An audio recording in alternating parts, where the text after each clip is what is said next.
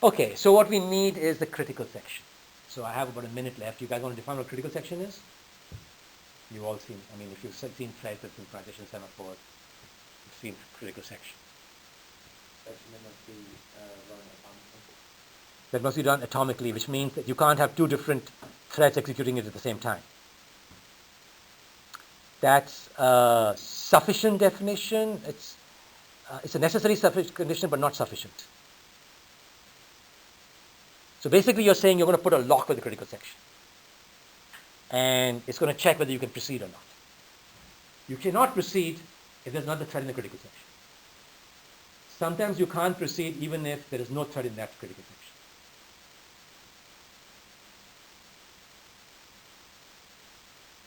Can I execute the get method if somebody is executing the put method? They both access buffer. There's a shared variable. Things can go wrong. Okay, so you could have multiple pieces of code all accessing the same data structure, and together you want to execute only one of them at a time. Okay? So basically, code that can be executed only if certain conditions are met by other threads. So it's not just no other threads in that critical section. Other threads should not be executing the same critical section.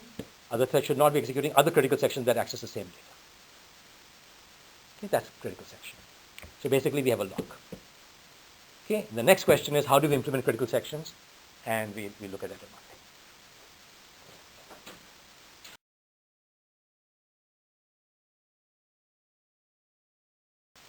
Monday. Questions?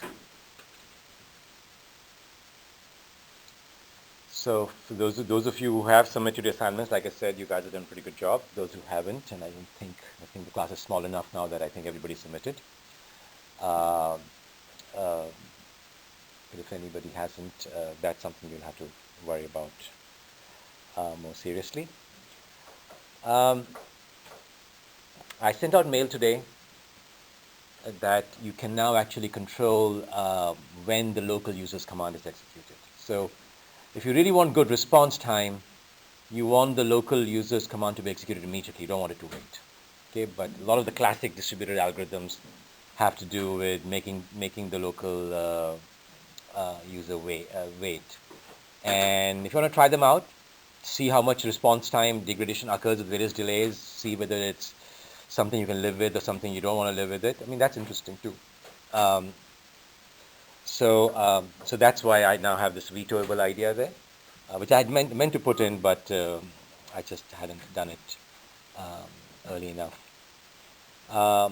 So Bose source code is available with me. That's what I'm modifying.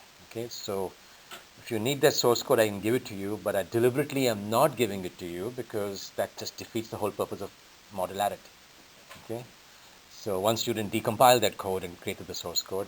I'm going to do that. I have that code, but I don't want you to look at it, and you shouldn't. You should be able to take a non-distributed application, make it distributed, and we should be able to figure out, what's involved there. Okay? So if there's anything else you want, I don't think you'll want anything beyond this. Let me know. If there's any user interface, sizing issues that you want some more control, as I was, doing my demos, etc., I realized I needed more control, and so I've added that control to his code. But I'm happy to add more control. One question. I think so. When you execute a command locally, it performs immediately, and then Yeah. I think so, setting class, we can ignore the problem of I said, just ignore the whole issue of there not being a global order among the commands. That if I execute a command and you execute a command, that's why I didn't bother about allowing the local command to be delayed. But if you want to just do so if I do a command and you do a command without seeing my command, I mean, what should the result be? It's unpredictable if the commands don't commute. And there's so many solutions to that problem, or maybe so many almost solutions to that problem that I don't want to get into them.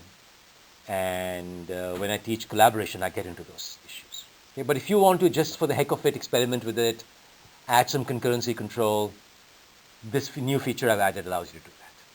But otherwise, yes, you can just assume there is a unique global order Users don't, they're on the phone, they say, okay, I'm doing this command now, you better not do anything concurrent with it. They just know what the other person's doing otherwise. So we can expect social protocols in your example to make sure that something bad doesn't happen. Okay, but if you want to just try out, there was one student said, I want to try out that algorithm for globally ordering things. So yeah, this feature will let you do that. That's exactly why I hadn't added the feature. Other things? Okay, so we were doing some operating systems like concepts, and that's because we can't live without these concepts in our distributed programs. And I could have just described to you how Java does critical sections, and we would have spent all of 5 minutes on that. But that's not how I'm doing it, because there's some subtle issues involved there, and I want you to understand things more deeply as a systems person and understand why Java does it the way it does it, which is consistent with the whole flavor of the course. So let's go and see now. Last time I ended with critical sections being introduced, and we saw what they were. And the basic idea was to have some kind of lock associated with critical sections. And the lock was supposed to ensure that if there's a shared data structure that is going to be manipulated by one or more methods, then each of these methods should be a critical section, and you shouldn't be able to execute any of these methods if some other method is being executed. Now, if these all methods are reading, or if these methods don't interfere in any way with each other, then we don't have to make them critical sections. But if they do interfere with each other, then we should make sure that only one of these methods gets executed. Okay, so the basic idea is that we want some kind of lock around a method or a piece of code. And if you don't get the lock, you wait.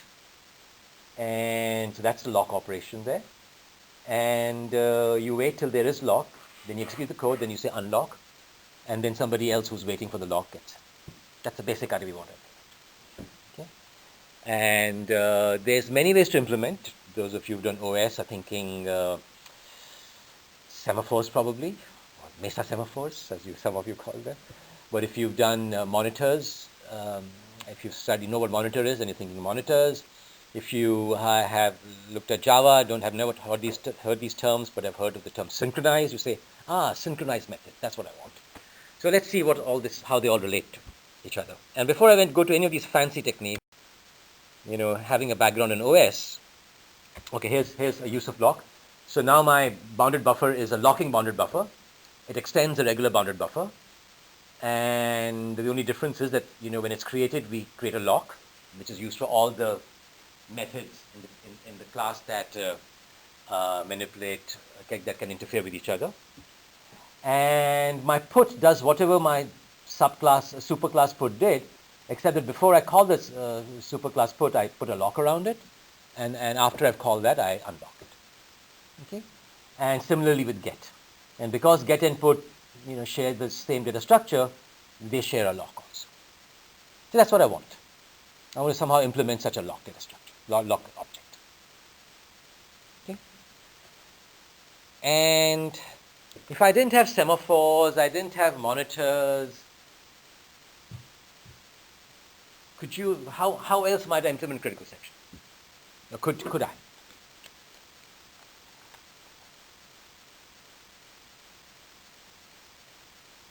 You must have learned of techniques in OS that work and that don't work. So when you were learning about critical sections, what are the techniques you learned that didn't work?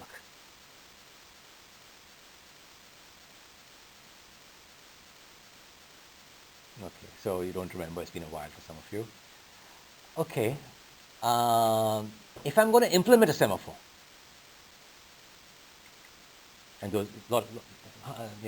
most of you know what a semaphore is. So that's going to implement a critical section. Do I need critical sections to implement a semaphore?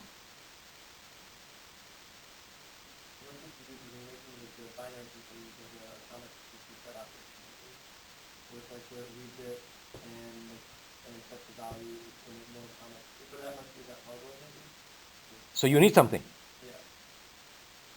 There is a shared count. When you do a wait and signal, both in wait and signal access a common data structure called count, and there's actually a queue there also. So somehow I need something Okay, and test and set instruction, which we're going to get into, is one solution. It's a very inefficient solution. Anything else that you might use?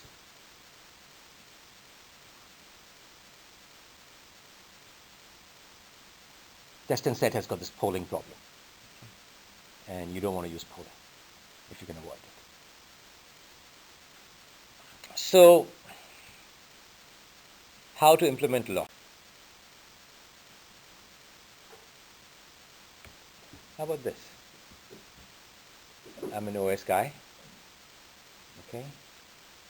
I go and at lock say disable interrupts, and I get my current interrupts. Okay, so interrupts are what allow a device to communicate with the computer. Okay, and we saw that those devices could be what? What are some examples of devices that have to do somehow with context switching?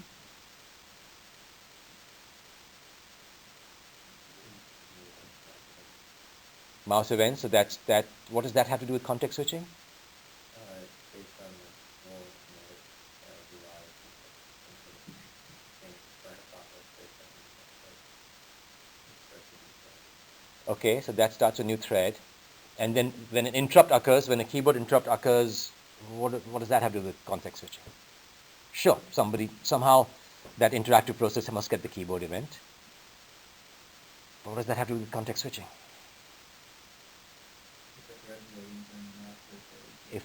If a high priority thread, higher than the current thread, higher priority than the current priority, then we must execute that. So as soon as the keyboard event occurs, you have to go and execute the higher priority. And what other interrupt more directly makes context switching happen? We saw that we saw that in a previous class.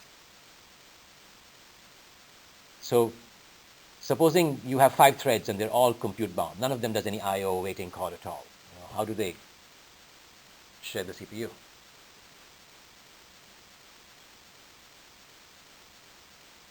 How long does the thread continue before it's scheduled?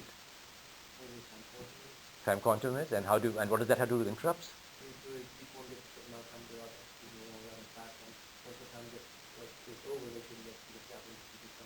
So what does that have to do with interrupts? No, but we're talking of interrupt. Let's not use the English word interrupt.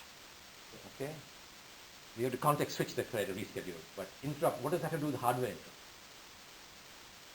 We went into this issue for quite some length. There has to be a timer that goes in. The computer doesn't go and check the clock like I keep checking polling. And so there's a clock interrupt. Okay? So context switching occurs as a result of a blocking call. If you go and say, look, I'm going to get a character, then you switched off. And timer interrupt or an interrupt, timer interrupt can cause time quantum to expire, and input disk network interrupt can cause higher priority thread to become legible. So if you want to execute some code atomically, just make sure in that code you don't make a blocking call. That's easy to do. Plus, you make sure before you enter the code, you disable interrupts. And at the end of the code, you restore whatever was there. When you say disable interrupts, you say, look, I don't want interrupts from this, and this, and this device. So you put an interrupt mask. Okay, so when you disable interrupts, you disable everything. But before you disable, you might have enabled some interrupts and not other interrupts. So you have sort of a mask that says what I really would like, which devices I would really like to interrupt me. So you restore that at the end. You don't just say enable interrupts, you restore the interrupt mask you had before. Okay, devices are in a hierarchy. Some devices are more important than others. Between keyboard and clock, which do you think is more important?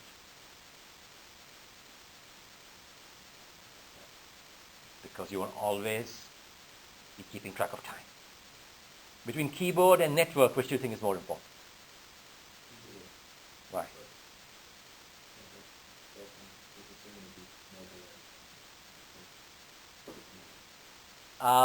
So you're saying that network packet can just wait. User is waiting for keyboard, right? That's one logic. So if a keyboard interrupt comes and a network interrupt comes, I can do the keyboard interrupt first and then do the network interrupt. right? But I'm going to take some time to process the keyboard interrupt. The network interrupt, if two network occur without the first one having been serviced, what's going to happen to the second one? Assuming there's no buffering inside. I mean, if you're buffering, then the problem just gets a little delayed. You get lost. So whichever is interrupting faster should be serviced before the one that's interrupting slower. Okay, so the network would probably be higher. In fact, network interrupts occur so often that you sometimes give them higher priority than clocks also in software. You just tell the clock, okay, I'm servicing you, but you just return without doing anything. You accumulate the interrupts till you can go and get all the network data, and then you go and service keyboard interrupts. Anyway, I'm getting a little bit off tangent, but off course. So that's one way to do things. You can just provide this call to the user. Disable interrupts, enable interrupts. Okay, and you can see that it seemed to have passed my Java compiler. But it won't touch. There is no such thing as disable interrupts, enable interrupts in Java. Why not? Great.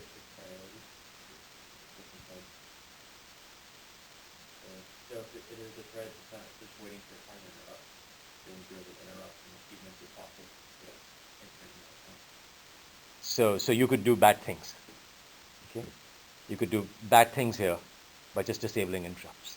So that's why there is things called kernel mode and there is user mode, and you can't just execute this from the user mode. Okay? Yes, if the kernel is implementing a semaphore for you, it can use this, which it does. But you can't go and disable and restore interrupts on your own. That's just not allowed.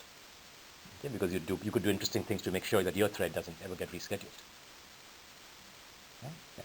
So at the lowest level, how does this work? Do you I don't know, when an interrupt occurs, does hardware say jump to some code pointer and make it to the function? Yeah, that's exactly what happens. When in the older generation, we would go and say, exceptions, they are like hardware interrupts that, you just jump to some piece of code. To you guys, I have to say, hardware interrupts, they're like exceptions. Okay? It's just that that's between the hardware and the CPU rather than between two pieces of software. Okay? Yes, jumps to a piece. Okay. So coarse-grained. I mean, you want to. Firstly, it's these instructions don't exist because they're not safe. Even if they were safe, this is really coarse-grained. I mean, you've got two processes that want to access this critical section. Two processes that want to access this critical section. Whenever this critical section is accessed, which is independent of that one, you disable all interrupts. Nobody gets to execute. You hog the whole computer till you've finished your critical section. Okay? So, and some process that doesn't even want critical section is also, got to wait till the whole critical section is finished. Okay? And it's insecure. A thread can cheat and hog processor time, which is kind of what you were hinting at. But it's simple. I don't want to teach you semaphores and binary semaphores and queues or whatever. Just, it's straightforward. And most important, to implement a critical section, you need a critical section, and this is sort of the bootstrap critical section. Okay? Okay. So we want coarse, fine-grained thing. So if we have one set of critical sections here, one set of critical sections here, they're independent of each other. We associate each set with a Boolean variable. Okay? And the Boolean is true if we are in the critical section. It's false if we are not in the critical section. Okay? So that seems like a logical thing to do. And I can even, have a little, so just to show you some code. So I need a Boolean that can be changed. The Boolean value in the bool value in Java or the Boolean object in Java are both immutable. So I have a Boolean object with a get and set. Okay, that sets the value. And I can have a polling lock here, where remember when we go to a lock, we have to go and wait till the lock is given to us. So we have to somehow make somebody wait. We don't know how to any other way, so we'll go and write a loop that does nothing till the Boolean object becomes true. And this should be while not Boolean sorry, no, that's right. While Boolean object.get, while the lock is held, do nothing. And then at that point, we know that the lock is false when the loop is finished. So we'll go and make it true again. But now we're going and allowing the person to proceed, and they'll go and execute the critical section. And then unlock just Boolean object.set false. No context switching, again, no semaphores, no monitors, no none of this. So what's the problem with this? This is what you must have all seen in classes. That's what you shouldn't do. Yeah. The lock's instruction is not atomic. So this is test of lock, this is set of lock, and there's many a slip, okay, between these. Context switch can occur between test and set, and you can in fact use a Java debugger to see that. So you basically, you're about to set true. When another thread gets in, it also finds the value to be false. So this is a thread 2, that also reaches the same place, so they both got atoms. Okay? So how do you solve this problem? I don't want to give up on this busy waiting. I think there's some good, just as in context switching, there was some goodness in there. At some point I could use it. I want to use busy waiting. That works. This didn't even work. So how do you make busy waiting work?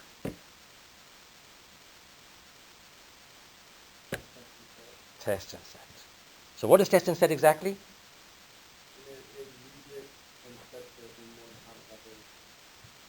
So in one operation, it goes and reads and returns. Okay, so if I was to write Java code to explain what it does, this is what I would do. Okay, so it goes and you test and set some value in memory. I'm representing the value in memory as the Boolean object that I talked about earlier. It goes and says, okay, tell me what the current value of Boolean object is. That's what I'm going to return. And I'm going to set it to true, no matter what the value I returned was. Okay, so test and set will always return true. Okay, sorry. At the end of test and set, the Boolean object will always be true. But what it might return is the previous value, which is false, and the loop that is waiting on this, will as soon as it returns false, it will go and get out of that loop. The process that is waiting on this loop, as soon as it sees false, it'll get out of it, and it doesn't have to set the value because it was set by the instruction. Okay, so you do return false each time you just got the lock. Okay, but at the end of test and set is always true. The Boolean object value is always true. Okay, so that's your test and set. Okay, any questions on this? It's a complicated. It's not a trivial instruction. Okay, because you're returning the old value, and you're setting a new value. And now my test and set hardware, I go and say test and set a Boolean object, and I wait till this value returns false, till it returns false, and then I just go and execute the critical section. I don't have to do a set later. It's kind of funny. It's a funny thing. Today in 401, I talked to them about functions with side effects and how confusing they can be. This is about as confusing a side effect function as you can imagine. Okay? Because there's a function and it does things, it becomes tricky. Okay, so why didn't I want to give up on this? This has obviously got the busy waiting problem. Now, how bad is the busy waiting problem, by the way? Just uses some extra CPU instructions, or can this cause my programs to not work actually?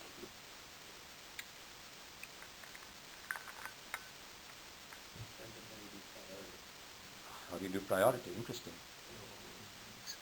So if you have something that's really high priority, and it's just busy waiting the entire time, it's going to lock in. Yeah, so there's a lower priority thread or process that's waiting to give you the lock. It's in this last instruction. It wants to give you the lock. And you have gone into this loop. And the operating system says, oh, you're the higher priority process. So you keep executing your loop, and you'll do it for forever, because lower priority process doesn't get to be scheduled, and it can't even release the lock. So why am I so much in love with it then? I mean, it's got,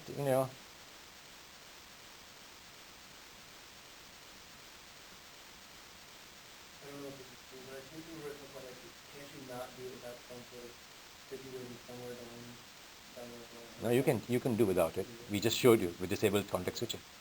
Well, if you do that, then you have also the other stuff where it's disabled. Disabled context switching you're doing for just a very short amount of time. To do your semaphore.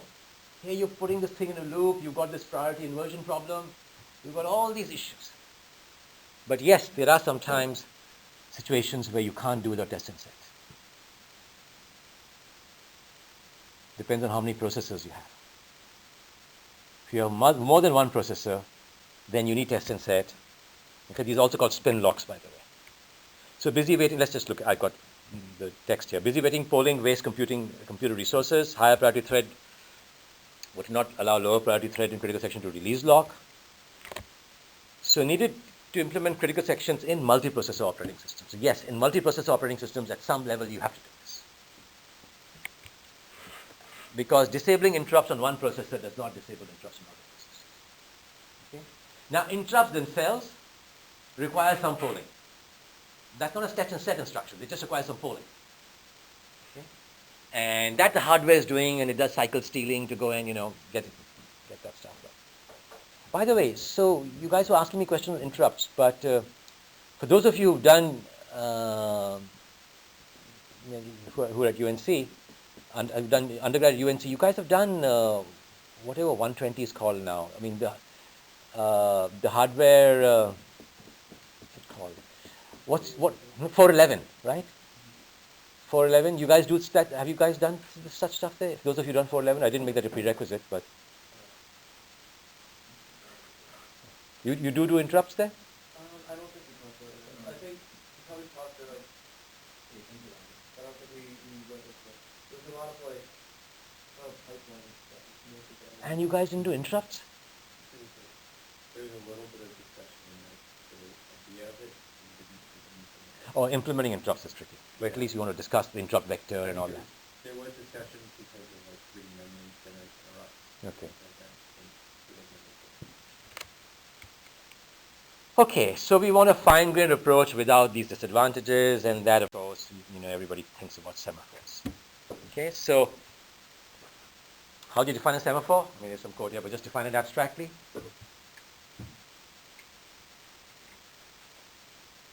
I'm not looking at this code. I was supposed to ask this question before I showed you.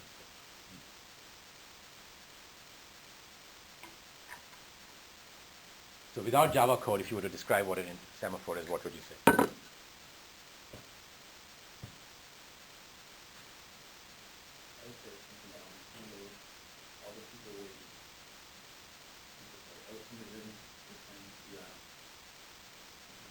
So it provides some kind of synchronization.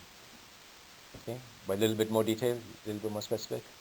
I would say if the data structure has some sort of count associated with it, and that's a decimal function that allows processes to take a count, and then that count can't be decremented anymore for people wait. Okay, so there's some count that determines whether you wait or not wait. So it has an operation called wait and signal as an abstract data type.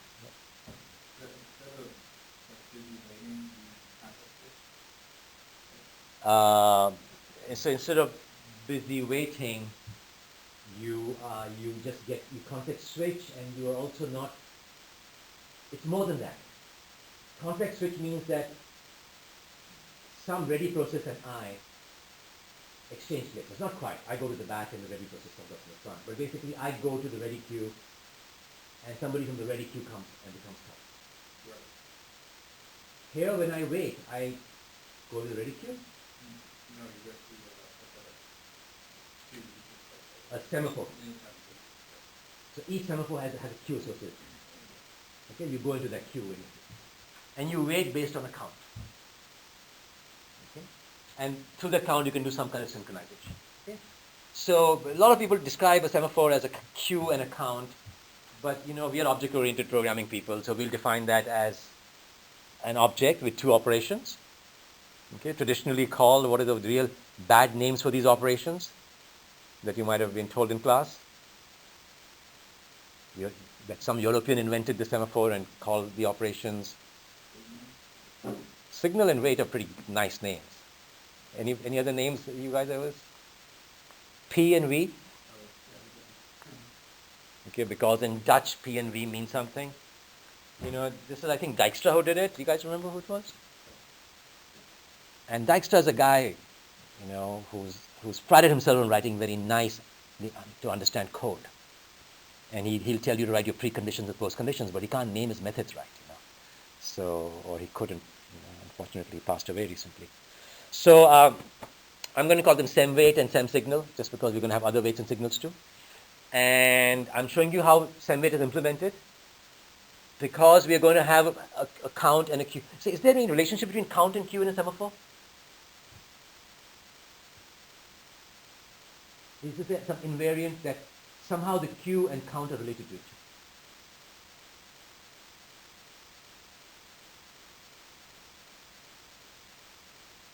This code may or may not tell you that.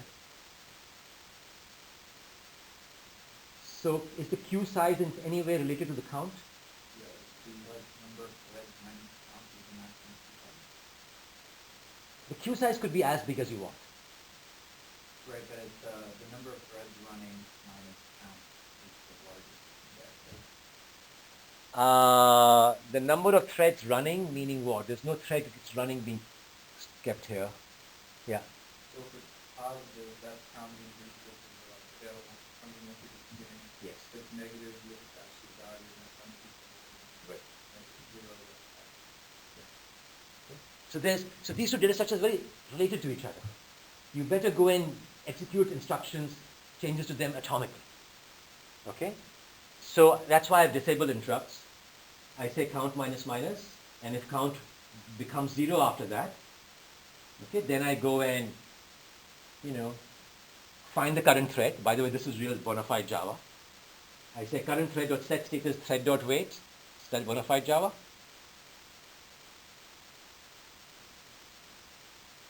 Can you just go and change people's status from an application program? Okay. You're getting into the kernel and you're doing whatever you want to. So you're not allowed to do that. And I say queue.add current thread. So this stuff has to be done sort of automatically. And in the end, I go and say restore interrupts. Okay, so that's my SEM weight. And my SEM signal is going to basically increment count, see if before incrementing whether the count was negative or not. And then it's going to remove the thread from the queue, make the thread ready, which will put that in the ready queue, and then it goes and restores the interrupts and makes the next thread. So this is just set status, and this one goes and says, okay, now make that thread ready and restore interrupts, and otherwise it just restores interrupts. Why do you think I did this, by the way? I said thread, read and restore interrupts. I sort of do that in one go. Why not I just make it ready and then go and restore the interrupts?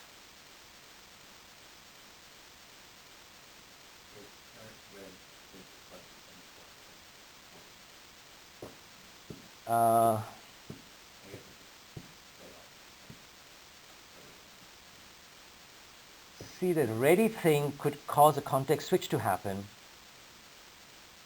And what I'm trying to get at is that each thread has its own interrupt mask. And you want to make sure that your interrupt mask is the one that is put with your context block, which is with your thing, and not the ready threads. Okay, so this is basically saying that, you know, I'm giving control to the operating system. Go make somebody else ready, let them execute. And before you do that, by the way, just restore my interrupt in case I'm scheduled out.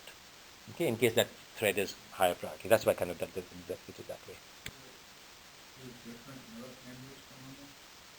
No, you see what happens is that each thread says, I want these interrupts enabled at these distances.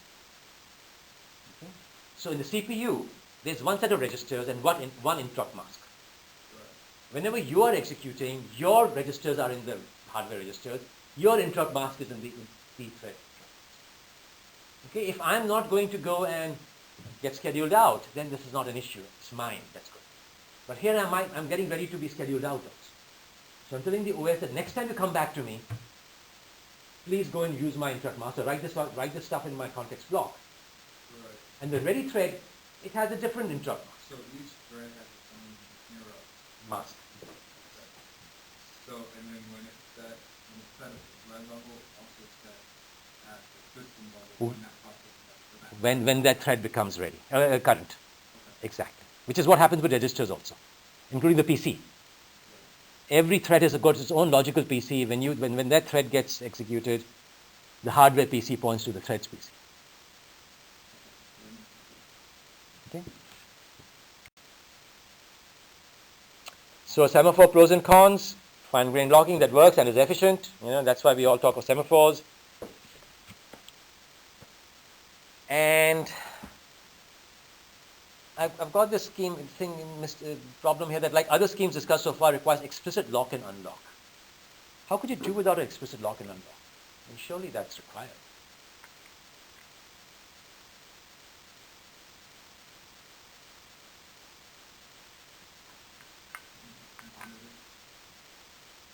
It's a higher level solution. Monitors. Okay. So, and why is that so bad? Well, you have to put get lock, release lock. What's even worse? That's not too much code. What's something really bad that can happen? Sorry? Forget to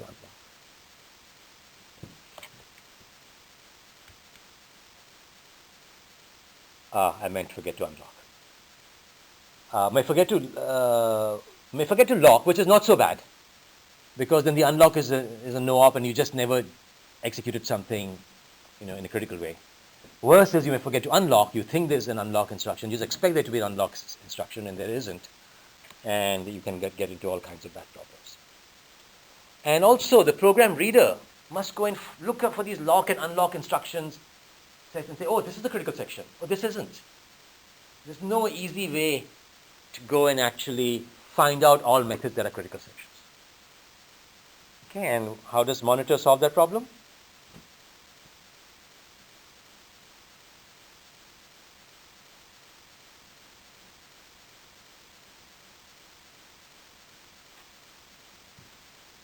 So let's go back.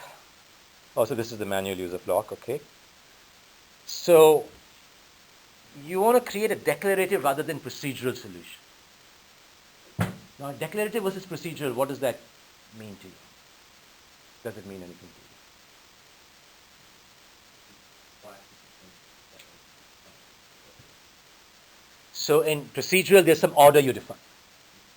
And in declarative, you just...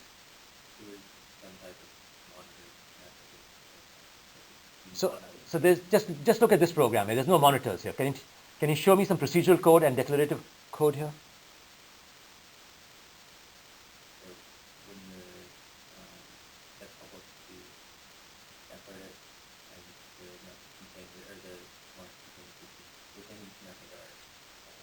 Procedural. This is body. But you see, right? This is a declaration. Lock. That's a declaration. It's not a statement. You're just declaring it to be a certain type, and you're saying, "Hey, programming language, you know what I mean. You do the procedural stuff under the cover to make my declarative stuff work." Okay. So, lock, extends, public, they're all declarative. They're directed to system by giving declaration specifying what you want, not how you want. And procedural is sort of saying both what and how. Okay, lock at this point, unlock at this point. Okay, and so monitors now are declarative how?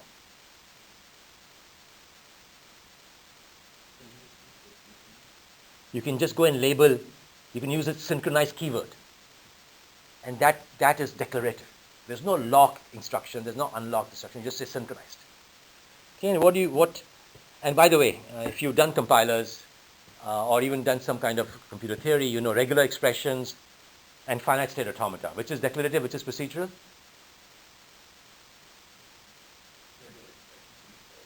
And finite state automata actually recognize regular expressions, and there you actually say you're in this state now. When this thing occurs, go to this state. You give a whole procedural description. Okay, and underneath a regular expression recognizer is a finite state automata, or something more powerful.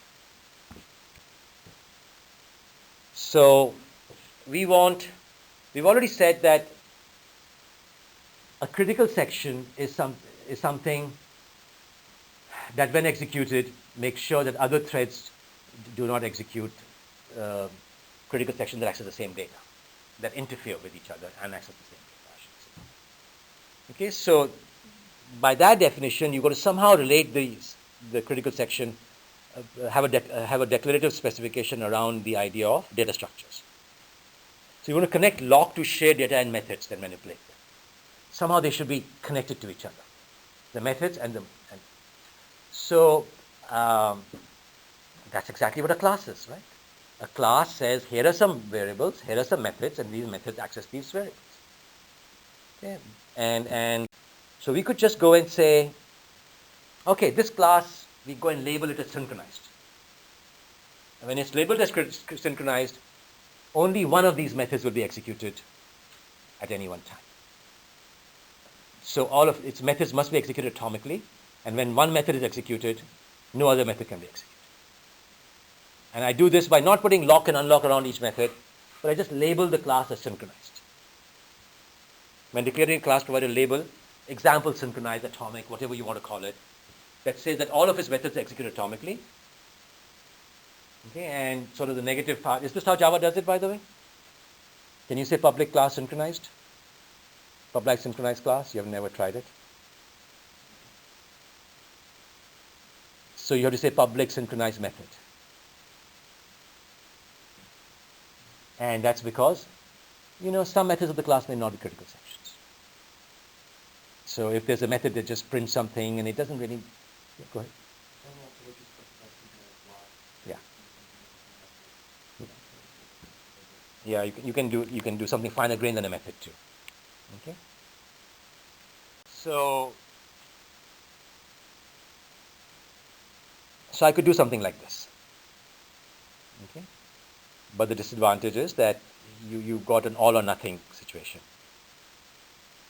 And also, one of the other issues here which is subtle is that not all classes have critical sections.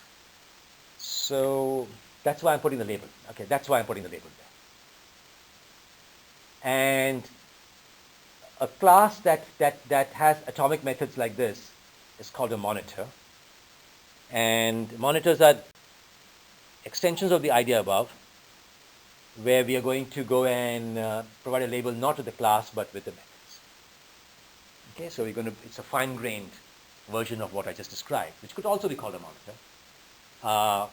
And declaring a method, you provide a label if it's a critical section, and only one of these methods can be executing at any time. Okay, and that's what you do. I'm putting the synchronized keyword around the put method and the get method. So I don't have to do lock unlock. It's declarative.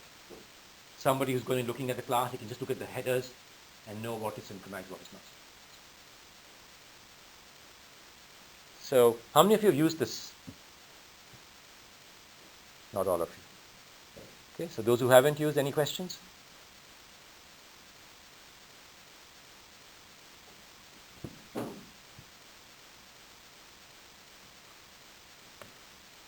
So a lock is automatically obtained on entry to the marked procedure and released on its exit, and all of these synchronized methods share a single lock.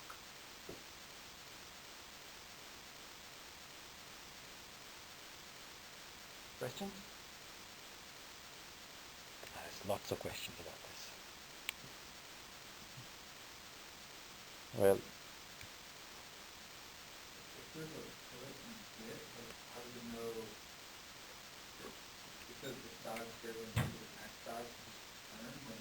yeah, we're not doing any synchronization. We're just doing mutual exclusion. So this is the old code.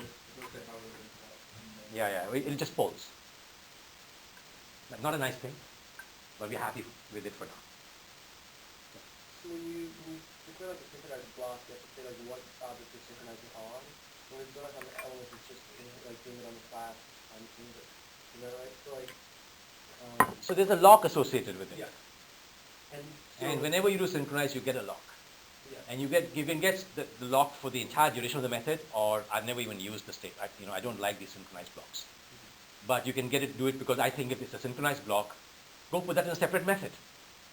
Why, if that's a different logical unit, put that in a separate method. And so, I don't use inner classes, I don't use these synchronized blocks, because if it's a class inner class inside a class, why not make that inner class available to the world also? It probably exists as a true class. But yeah, so it just gets a lock and releases lock at the end of it. That's what it is.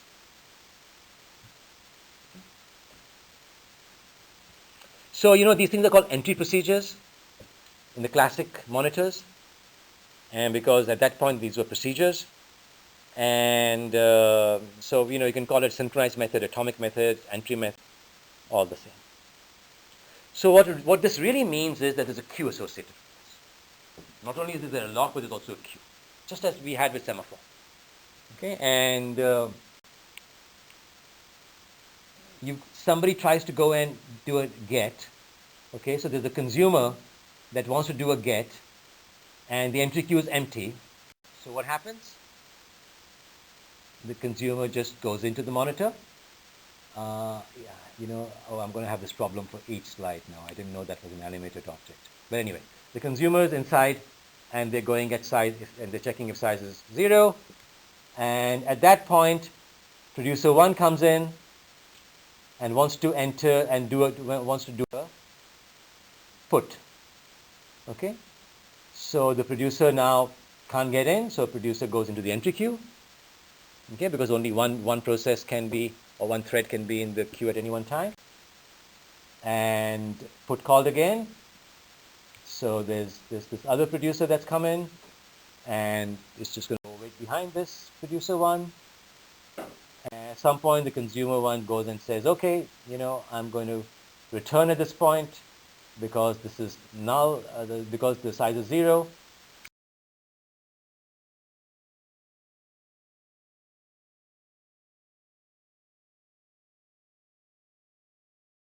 So producer 1 gets in because there's a queue, and so on. Okay? Can you synchronize between different methods like that? I thought you had to do some stuff like synchronize between 2 different methods. What do you mean by synchronizing between 2? So when the 2 producers do that, so that has synchronized is already entered with. So it's 2 methods that are synchronized because one is entered, one method, and another entered with different. So like I said, there's one queue for all methods together. It's not as if you have one queue person per method, because they're accessing shared data structures. So that's why there's one queue, one lock, and you can't execute 2 puts at the same time, and you cannot execute a put and a get at the same time. Okay, if you could, then you would make them both non-synchronized. Okay. When you say synchronizing a method, I think it actually locks on the class. I think each class has its own queue. That's what I'm saying. So if you want to lock the separate methods, you have to do it lock. Yeah. That will also lock the whole class. No, the synchronized block, you can say what object you want to lock on. You can have like 2 synchronized blocks that don't synchronize with each other, but synchronize with different blocks in that class. So you say synchronized, and what goes after synchronized? Like synchronized parentheses, like new object parentheses, and that object is then the lock. So then if you have that synchronized block and another synchronized block With a different object. They have the same object but synchronized together. You have different objects, then you can do them both places.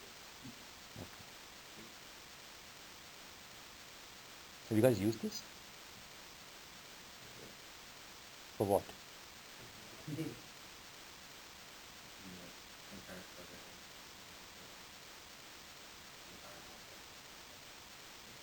So this is not classic monitor, by the way. Okay, and this is almost like having a wait and signal thing. It's because you synchronize object, you give it an object instance, they're saying, right? Okay, so that you can do some fine grain. Then you can do some fine grain blocking there. But I've never had the need in my life ever to do that. But I suppose there are situations where you might need it. Okay. So, but classic monitors you can't do it. It doesn't.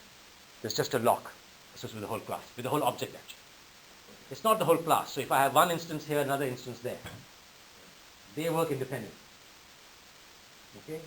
So it's always with an object. The object is implicit here. It's the object in which the method is defined. What these guys are saying is that you define another object. Okay? That is sort of representing, it's very dirty programming what it is. It just makes me cringe. But you create another object which is doing nothing. It's just a dummy object because you want to name it. And you're saying I'm synchronizing on that object. That object itself doesn't have any synchronized methods in it.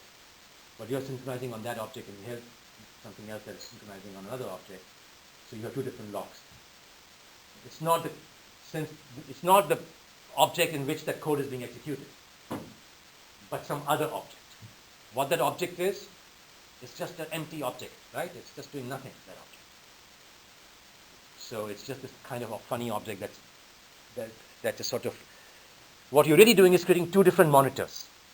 You're creating this monitor here, another monitor here, and another piece of code there, and its code is associated with this monitor because a monitor is an object with a lock. And this code is associated with another monitor, and you're mixing that, it's just so hard to describe also.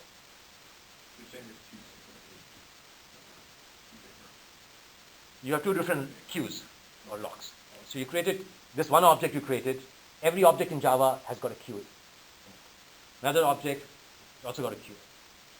This is clean semantics that look, the method, instance method that the method that's called synchronize is using the lock of the object in which the method corrects. Here, a method in some class is using the queue of another object, which is what they're saying. Okay, monitors pros and cons, higher level declarative solution, as long as you sort of stay with the clean semantics, and no programmer overhead in creating and using lock. So you have to go and put the word synchronized, okay, which you might consider as some extra work, but there's no procedural overhead and no danger of forgetting to unlock. Okay, and you can just look at method headers to determine critical sections. Again, with the clean solution I'm talking about. The stuff that these guys are talking about, you got to look at the code. It's really not, a monitor. It's just a kind of funny kind of wait and signal. Okay, and I don't want to, so with this kind of stuff, actually, you don't have this problem. But the problem is you can forget to label the method, of course. Okay, and that's, Java can't guess which methods are critical sections. Okay. Also, as was pointed out, with semaphores, I could make a producer wait for a consumer, and vice versa. What I've described so far does not allow that to happen. So you can't do the producer-consumer problem easily. More generally, you can't do thread synchronization. So what is thread synchronization? So, the word synchronization and mutual exclusion, you guys all must have heard somewhere. You want to make definitions for them? What's synchronization? Mutual exclusion is easy. Okay, you mutually exclude processes from critical sections accessing the same data structure. Okay. Synchronization, what is that?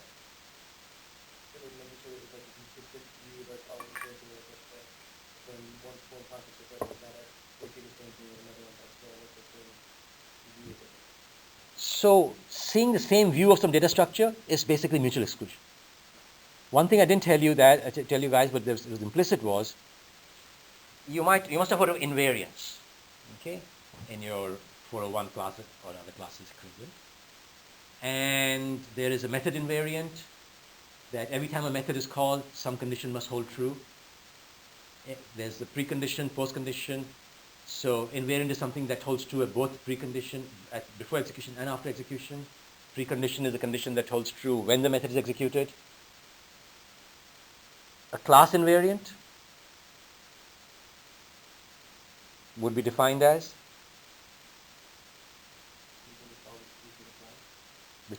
so at what points?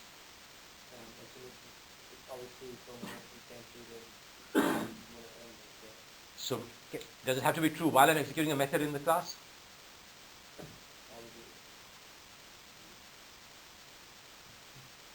We actually did this in 401. But I can see you took it a while ago. It's true at the start of any method and the end of any method in the class. It may not be true in the middle. Okay, so there's a queue and a count. And in the beginning, the queue and count should have the relationship that we talked about. At the end of it, it should have a relationship. In the middle, it may not.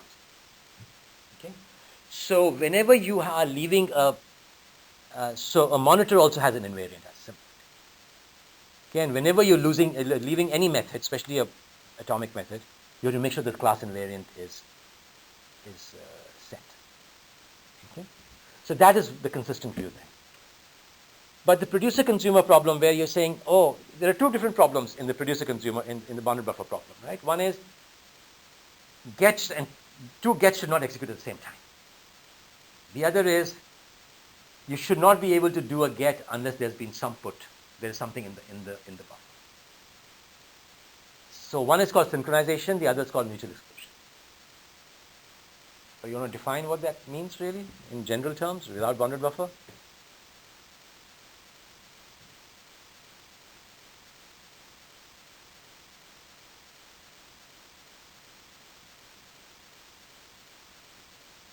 I wonder if you look at the word synchronization in dictionary, what it'll say.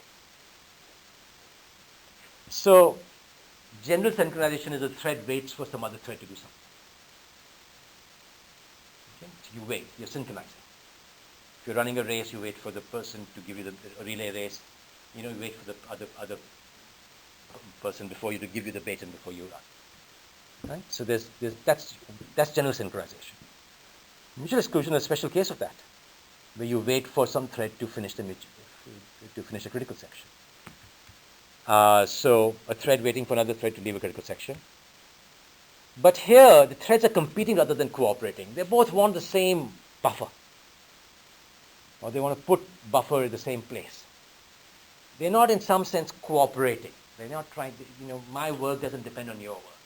When two producers interfere with each other, it's not as if what they do is a function of what some other thread does. There's no coupling as such. So thread synchronization, we'll say, is general synchronization other than mutual exclusion. That's sort of the technical definition. Okay, and the intuition is the threads are cooperating. I mean, the producer goes and gives something to the consumer. Okay, and what the consumer does depends on what buffer they got. So that's what. So what the problem with monitors is, they provide you with mutual exclusion but not synchronization. Okay. So what I'm doing is, if size is greater than max size, I'm returning. If size is equal to 0, I go and return null. So this is not what you want. Okay, you should wait for non-full buffer. You should wait for non-empty buffer. And monitors do not support thread synchronization. So if you were going, we can put semaphores in here. How many semaphores would we need here?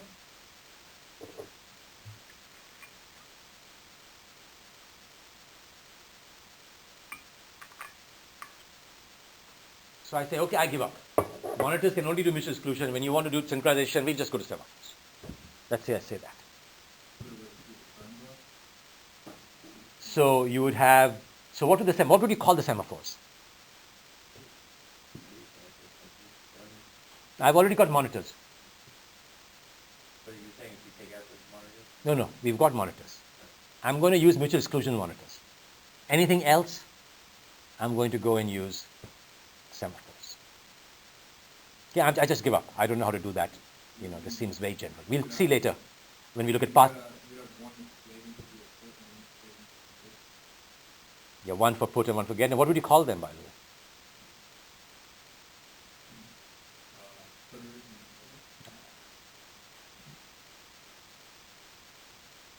So, because I want to know exactly what that semaphore is meant to do. Names always matter. If you're writing a program, the moment you write the name, you know what that thing is supposed to do. So put should wait for the buffer to be? Put should wait for there to be an empty spot in the buffer. So for the buffer to be non-full. And the get should wait for the buffer to be? Okay. Now you've named the variable this way, how easy your program is to read, right? Okay, so I say non-full dot sem wait, non-empty dot sem signal. We know that after a put has happened, it's no longer non-empty. I mean, it is non-empty. It's no longer empty. Okay, and get waits for non-empty and signals non-full. Okay. What should the initial counts of the semaphores be?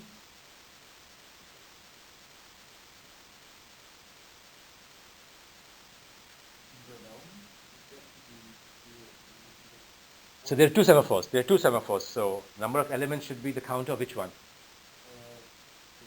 Think. Yeah. When you're getting the non-empty, so that should So get, the first get should block or not block? block. So then the count should be of the get is waiting on non-empty. Okay. And the other guy, you should, how many puts should you block? After what point should you block a put?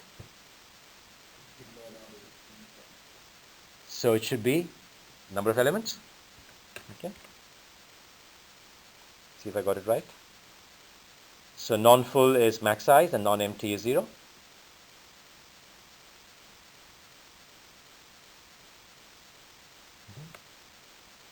So, okay. Is the moral that if you want general synchronization, you use monitors and semaphores? That seems to be the moral right now. But that's not what you guys who did monitors studied, right? You didn't quite use semaphores. What did you use instead? Notify and wait? Yeah, but what is the term called for that? I mean, notify and wait are executed on what object? Hint is a way of implementing those operations. I was wondering what they would call. I switched between definition that I read in the paper and the one that will apply better to Java. But you don't remember? Sorry? Conditions. Exactly. Okay, that's what the Mesa paper called it, but I'm going to call it synchronizer. Okay, before we get to that, I'm going to say the semaphores are way too heavyweight for this operation. That's why I want something else. I mean, why not just use semaphores? They exist. I'm going to claim that doing this is very inefficient. We are doing procedure. And even with your conditions, you're going to do procedures. So that I'm just giving up on that for now. Later I'm going to come to path expression and say even we can do that also declaratively. I'm just giving up and saying, what I can do easily, I'll do declaratively. Other things I'll allow. So we're still doing procedures, but I'm saying this is inefficient.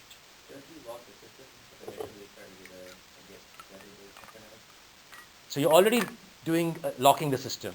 You're getting a lock of some kind. So you're going to be disabling context switching when you enter here. And what are you going to do again in SemWait? No. Before you go there, remember the semaphore implementation we saw? That was also going to disable context switching. We are not using the fact that this semaphore call is occurring within a method that already is being executed atomically. We don't have to worry about disabling context switching, restoring interrupts. All that stuff is taken care of. So we don't need this heavyweight semaphore abstraction. So steps taken to ensure atomic execution of semaphore operations are done, but methods has already taken steps to ensure atomicity. So you're trying to ensure atomicity twice. So unnecessary expensive system call to disable context switching. Okay, so you don't want that to happen. So you go and define something which I'm calling a condition synchronizer. Okay, when I read the Mesa paper first and they were called conditions, I thought of them being declarative. They were not declarative.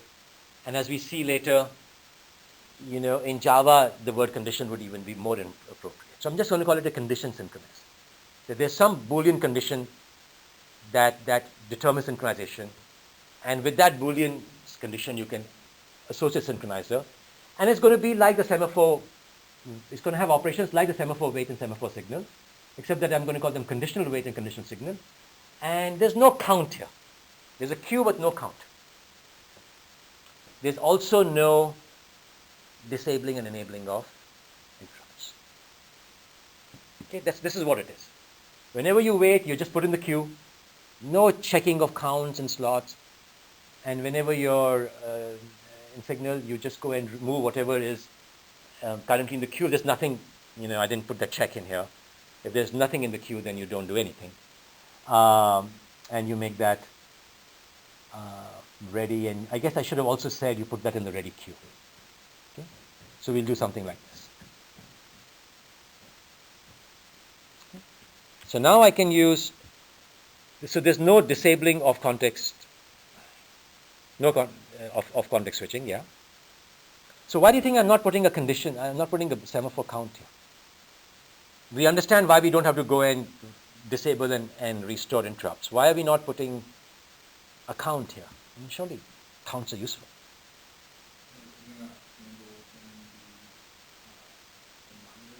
That's handled in the monitor. So there's no integer count. Integer count is only one kind of condition for synchronization. There could be any other condition. So synchronization mechanism and policy should be orthogonal. What is the condition you use? That's why this is called condition. For synchronizing is independent of how you actually synchronize. So we're going to actually, here it's all tied in. And here I'm going to go and do something like this. I'm going to say, if size is greater than or equal to max size, then non-full.count weight. And if size equals 0, then we do non-empty.count. So the condition is occurring in the monitor. It's not buried into the synchronizer. Okay? So then the question is, couldn't we define semaphores without counts also? I mean, why go and do something like this? Sem weight just goes and disables interrupts, enables interrupts, and it does everything that otherwise what count weight does. Why does semaphore keep a count in there? Surely the semaphore user could go and just check the count outside.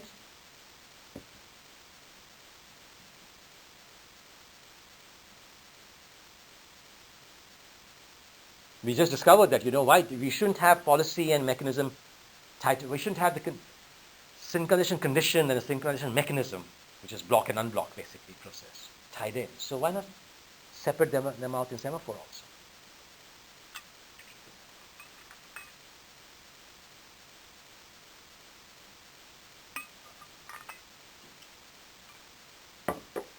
And then I could write my code like this.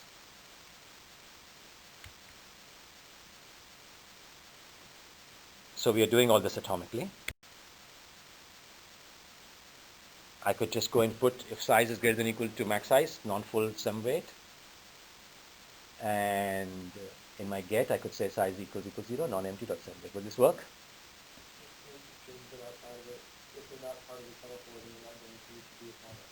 Okay. So this is the test of the lock, and this is the enqueuing. Oh, let's spell this right. So that is why, because semaphores are meant to be used outside of monitors, you cannot make the same assumptions about them, about where they're executed, like in conditions, or condition synchronizers, what I'm calling. Okay? So that is why, they're sort of similar but very different. And I remember when I first read the paper, it was a little confusing to me, and I went through this whole logic to figure out why it's the way that is. So the corollary of that is that if I did this, if I had a put and I said non-full.count weight, that's illegal. Because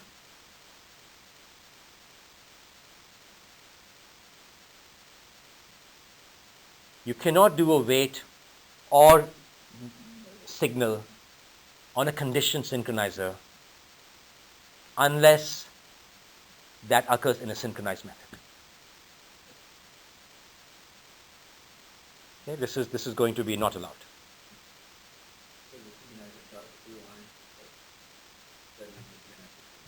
Yeah, I'm just trying to say that. Supposing that could be my way of. No, supposing I didn't do that. then this would be illegal. Because of what I just said, that these weights, these condition synchronizers have to be used within monitor entry procedures. And they're not going to go and get ensure atomicity. They're not going to go and disable context switching. So you better put them only in this. So if you ever try in Java, it'll go and say, sorry, you're not allowed to do this because it's not a synchronized method. Okay, you understand now why that's the rule. Okay, do I have some text? It's not allowed. Blocking, unblocking operations should be done atomically. So conditions for blocking, unblocking should also be, well, I guess, I'm not sure what I mean by the second thing, but forced blocking, unblocking operations to be done only in atomic methods.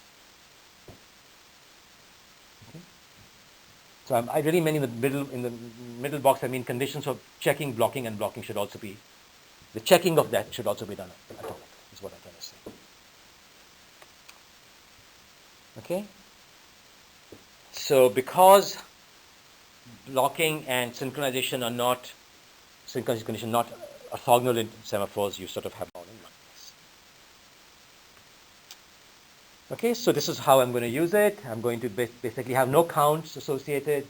I say non-full equals the condition synchronizer, non-empty equals the condition synchronizer. And this is not Java, by the way. We'll see what Java really does. But if Java was to implement conditions the way they were in Mesa, the original, this is what it would do. Okay, let's start. Questions?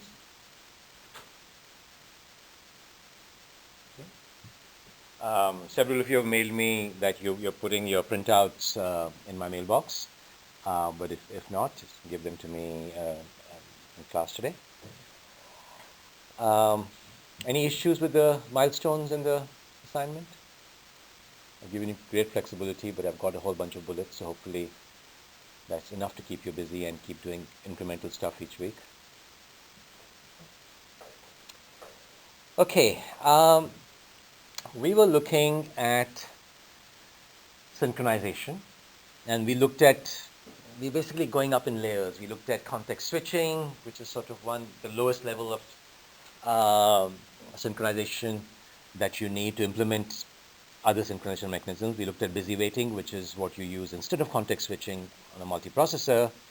Then we looked at semaphores, which is sort of the popular scheme that provides fine-grained synchronization as opposed to context switching, and doesn't have the busy waiting problem like busy waiting does, the test and set instruction.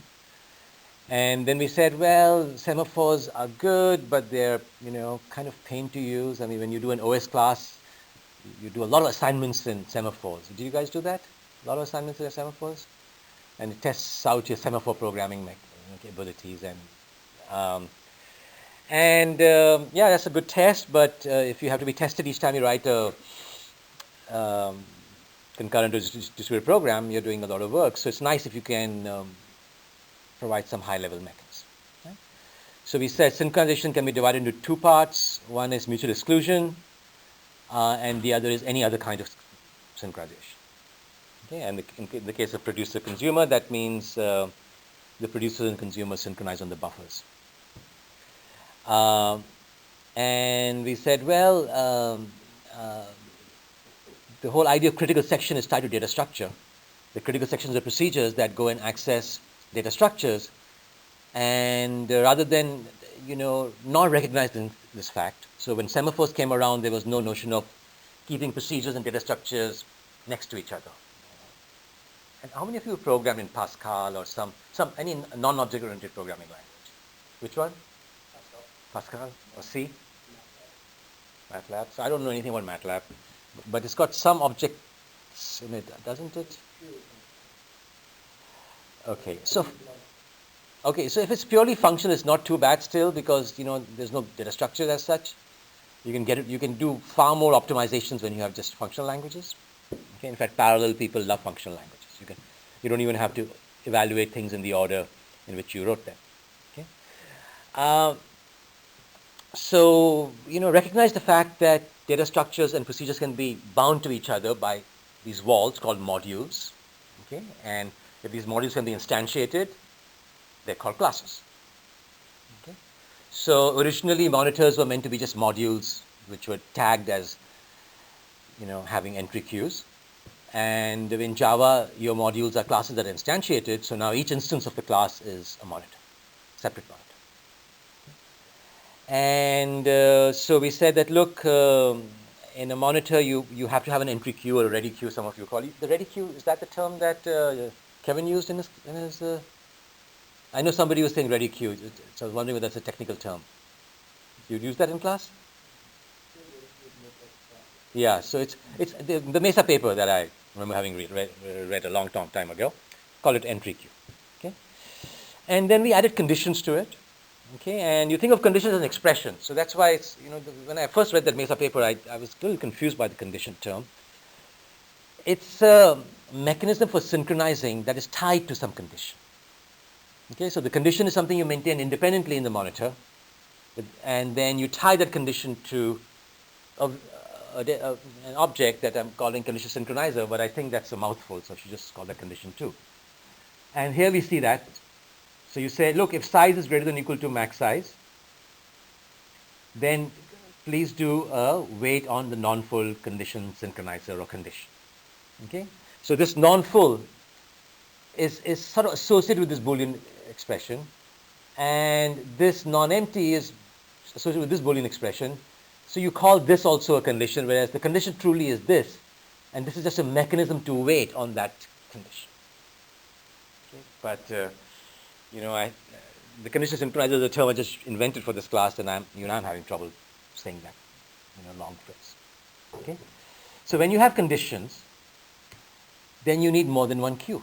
You need a queue per condition. Okay, so that's what we saw, that we have non-empty and non-full. They're both conditions. So I have two extra queues. Other than the entry queue, I have 2 other queues. Okay, and then the question became, what sort of relationship? A thread can be in entry queue or in the other 2 queues. When does it get in? When does it get out? I mean, it's a little confusing. And it's a little confusing because there are many alternatives to this also. So let's go and see through this example, what should happen. So the first thread that comes in is consumer 1, and it wants to consume, so it wants to execute the first instruction of get. Okay, now it can get into the monitor only if the monitor is not locked, which it isn't. So it gets in and locks the monitor. Then it starts doing its job. It starts executing the first instruction. At that point, before it can do anything more, producer says, hey, I want to get it. Okay? And producer, since it is locked now, the producer has to go somewhere. Okay? We are not doing polling. So the producer goes into where you expect, the entry queue. Okay? That's where you enter.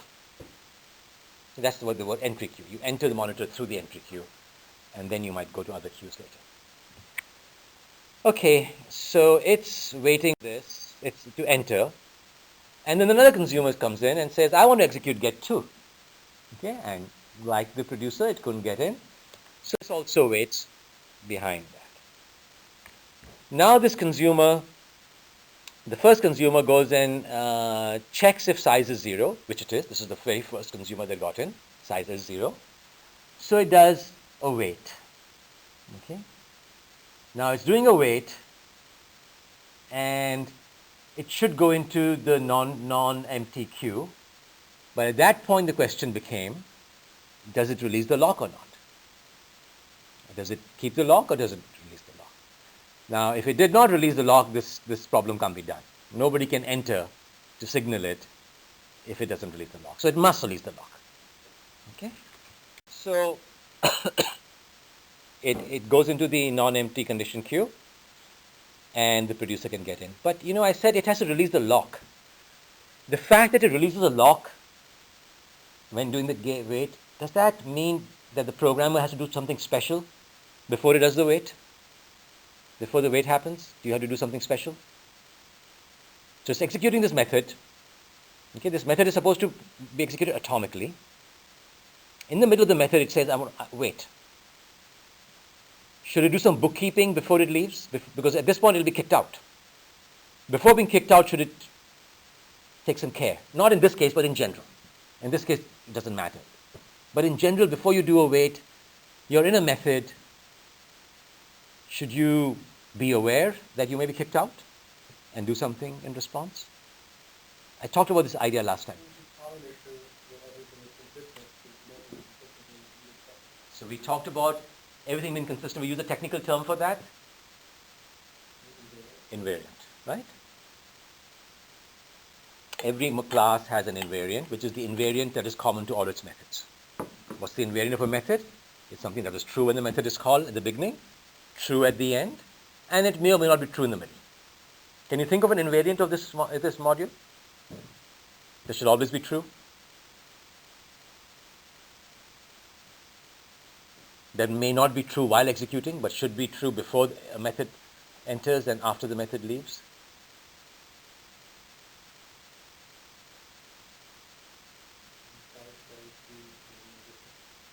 The size should be non-negative. That's good. Anything else? There should only be max size, or you can do the max size, but there should only be max size within the buffer. Okay, so you shouldn't have more than max size. Okay, that's true, but that's always true, even in the middle of a method. Something that gets violated in the middle of a method, but is always true at the beginning and end.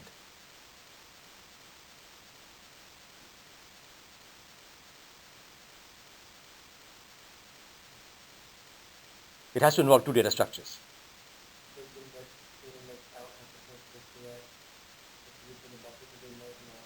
Okay, the next in, next out should always point to the next empty and next. And what about the size field? How many empty slots you have. Okay, so these are all invariants. We are waiting right at the beginning. So, we haven't done anything. So, in this case, it's okay. But the fact that you'll be kicked out means that the class invariant should be restored.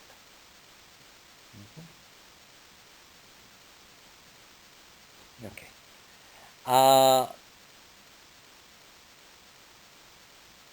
Okay. So consumer unlocks monitor.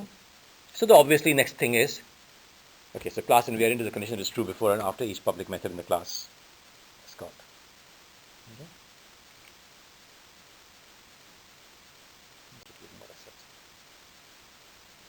So the producer enters now, and producer is going to do its job. Its condition for proceeding is true, so it goes ahead. It gets a lock, and at some point it's ready to leave.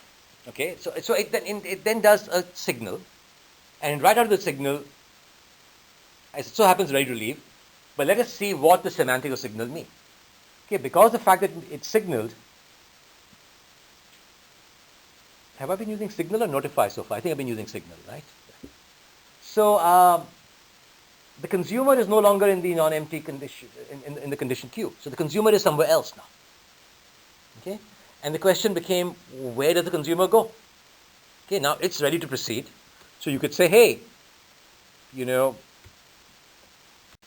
put them both in the monitor. Okay, but we have a lock on the monitor. The producer hasn't left. The producer just he did the condition and is about to execute a return statement, which has not been executed. Okay, so this is obviously not allowed. Okay, violates monitor definition. It's got to be somewhere. It's got to wait for the producer to leave. Okay, and normally we put threads that are waiting for the lock in the entry queue. Okay, so it could go behind consumer too. Now that is not fair, right? And if you don't care for fairness, so you say, who cares? It's not as if consumer needs the next buffer; it needs a buffer.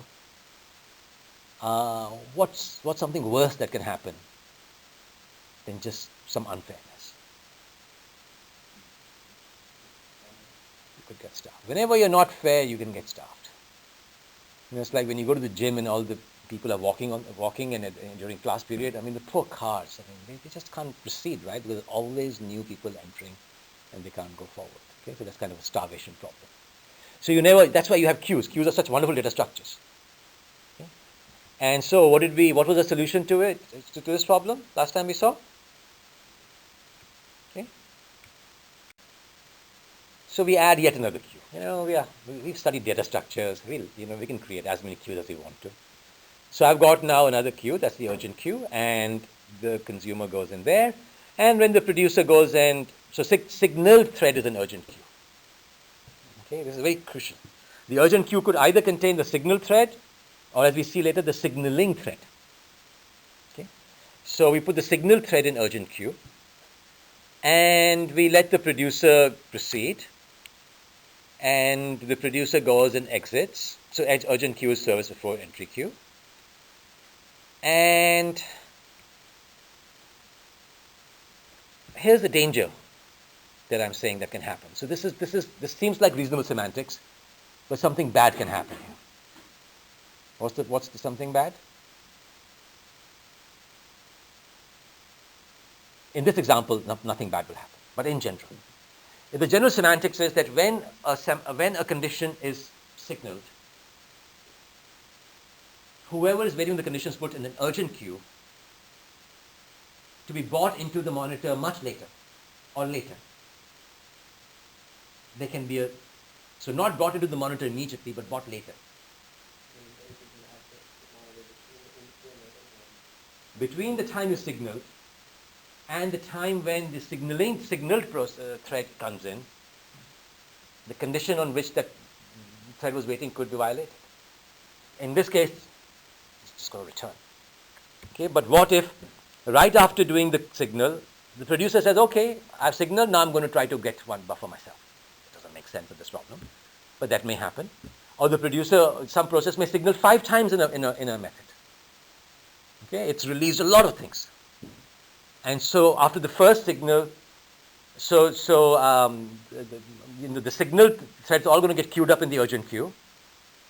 And the last signal thread may not find the same state as the first signal thread because these signal threads might change things. Okay? So this is very dangerous, okay, in general. Not in this case. Okay? So now what should we do now? We are designers. You should add yourself to entity if there's people in the urgency before you or there's someone else. Now, hang on. Somebody signaled. Right. So here's a signaling thread and a signaled thread. Right. Now tell me what should happen. So if you have a marker that there has been a signal, and Signals happened. right. So there's a marker that somewhere that this signal has happened. And the marker is that this particular thread, I mean, if you want to see the marker, if the urgent queue is non-empty, we know there's been a signal. Right. Well, you don't necessarily know there's been a signal. You just know that there's someone waiting at it. Right? You get, I mean, only on a signal will somebody get put on in the urgent queue. But if there is a signal and there's someone in the urgent queue, that means that you should go into the entry queue. Use who? Someone calling the get. So if you call get and there's been a signal and someone in the No, firstly, before that, supposing the producer goes and says get right after the signal. The producer's already in it. right. Solve that. I mean, you're trying to get into a solution that's not going to work in general, I think. But if you just go look at this, the producer himself consumed it. Right. Okay? Even if you signal multiple times, somebody's got to enter later than somebody else. Okay? So the condition may not be true. So what you're guaranteeing, when you signal, what you're guaranteeing, at the point at which signal happens, I guarantee you the signal for proceeding exists. You're not saying this is true afterwards, a statement afterwards. Okay? So what else? Yeah. You can signal them like immediately context switch whatever system emergency is. Okay, so the signal thread, the signaling thread Yeah. says, I'm signaling, I know somebody's waiting for this condition, I won't do anything more after this. I'll get out. Okay? And that means I won't do any more signals either. And I'll let the thread that is waiting come in because the conditions are true right now and I don't want to disturb them. Okay? So I'm saying signaler may violate condition or previously signaled thread may violate it. And that's what's happening here. You execute the get that violates it.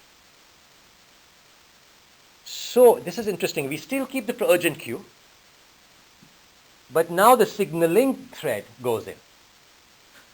Okay, so it's kind of bad, right? You're good. You're saying, I'll signal, I'll let somebody else have a chance. And that means you get bumped out. You don't even get to finish the job. Okay? But you get to, and you get to go and you get put in the urgent queue. So what does it mean when you're programming? What onus does that create on the programmer? We said when you're waiting, there's an onus, right? Before you wait, you must. And so this means, so if you're doing a signal also, you must make sure that the invariant is true. Okay? And you guys like the solution? I mean, it works. It's semantically correct. But performance-wise, do you see a problem?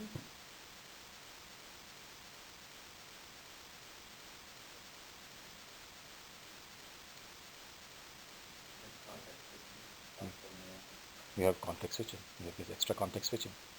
And how bad can that context switching get? Look what's going to happen next. Okay, so signaling thread must be stored to invariant. What happens when the consumer leaves? Okay, the consumer is about to leave at this point. What happens? The producer comes in. He comes in to do what? To return. Okay, this is how bad it can be. We just had all this context switching for no good reason.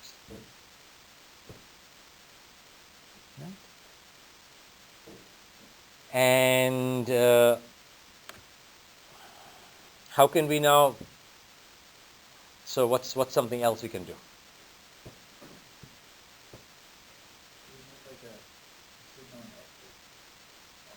Okay, very good. Signal. So make your signal operation a return. I mean, that will work here, right? Seems to.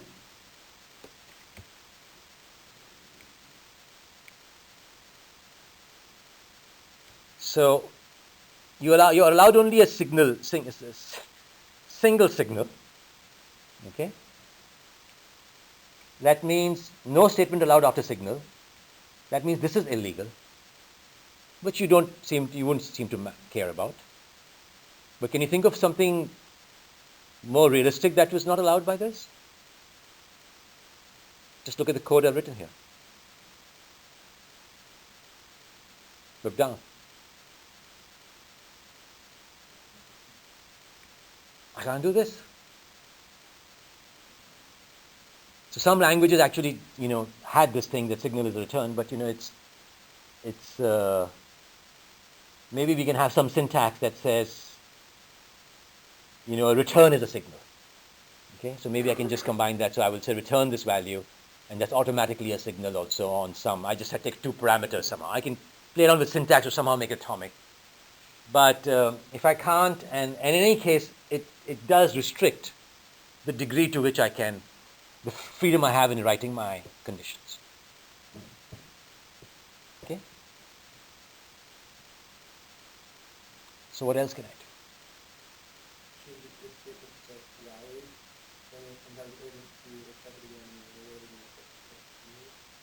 So this whole thing that, a signal is a strong statement. It is a statement that whoever signaled will find this condition true when they enter. That's the guarantee you give. That was the guarantee we were giving originally. That was the signal semantics. That when you signal on a condition, the thread that comes in will find that condition, will find that condition true when they enter. That's what he was saying. We were guaranteeing that. That's an absolute guarantee. And what you're saying now is, we give a weaker guarantee. He's saying, well, maybe. When you come in, maybe it is true. And that the technical term that you guys have been using many times in previous classes was? Sorry? And what was the term you were saying? Notify is the syntax, but hint. So when you signal, you're hinting that maybe something is there. Okay? But you're not guaranteeing anything. And this hint so make signal a hint. rather than an absolute. And this hint versus absolute thing is one of these other concepts in computer science that just is one of these brilliant concepts. Indirection is a brilliant concept. There's so many problems that you feel are not solvable or easily or flexibly. And you say, aha, I can use indirection. And in retrospect, it's always obvious. And hint is also one of these things. So, absolute is application has provided information with the absolute guarantee. Okay? So, it's like a non-probabilistic algorithm. Okay? That, hey, I want the traveling salesman solution and I want exact solution. And you can spend years trying to find the solution. By the time my travel needs will be gone, but at least I got the exact solution. Yeah, or you can say, hey, give me a solution that within high probability or is near optimal or is within the optimal solution to this degree. Okay, I'll tolerate this amount of check. It's like I want the absolute current stock price, or I'll take something within this particular range. If you're willing to do this, I want a reservation on the airline. I want to guarantee that I'll have a seat, or I'm most probably guaranteed a seat. If I don't get it, I get $200 to go anywhere I want. Okay, that's what the airlines do, right? You're not guaranteed a seat just because you have a boarding pass. Well, they might go, and if nobody volunteers, you're in, and the business class is up, they don't do that. So, the server's on machine M, or the person is at this address. That's an absolute guarantee. That means whenever I move, anybody who's interested in contacting with me should be notified. Here's where I am.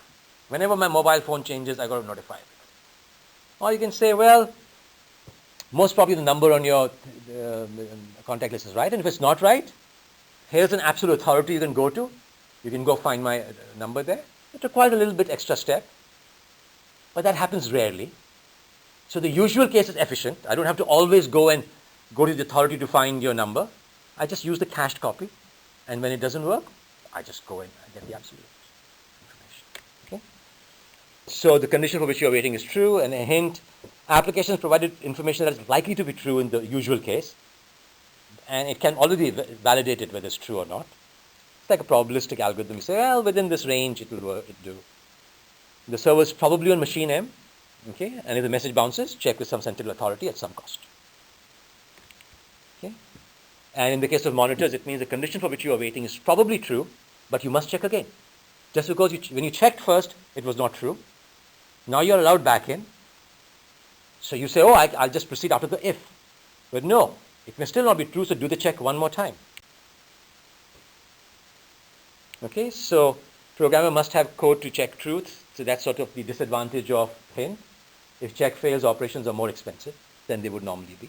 So if the check fails, the operations are, it's like if you have a cache miss, then you have a much more expensive operation. Okay? And usual case is efficient. Unusual case is possible but not efficient. So it's not like the return case that makes signal a return. That makes the unusual case not possible. It makes the usual case efficient and the unusual case impossible. Here the unusual case is possible but not efficient. Okay?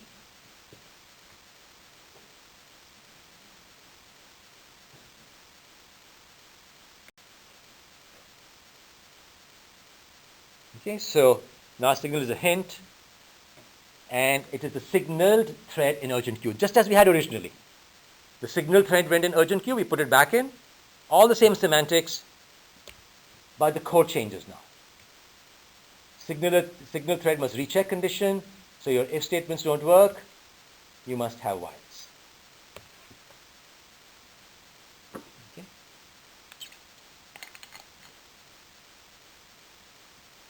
So is this like busy waiting? I mean, we've gone back to while loops, which we were trying to get out of. That's what we had in the busy waiting case.